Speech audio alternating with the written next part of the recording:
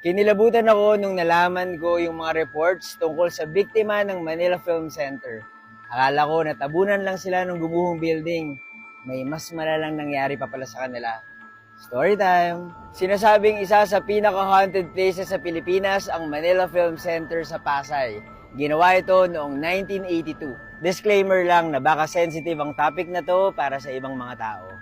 According to reports, minadali lang daw ang paggawa nito para lang umabot sa isang big international event na hino-host ng Pilipinas. 3 a.m. daw nangyari ang pagguho ng mga scaffolding sa building.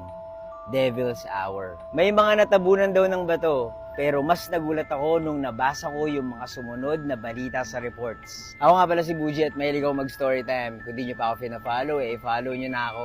May video daw na nag-surface a few years after the incident. Sa video, pinakita na may natrap na trabahador sa basang semento. Natabunan yung kalahati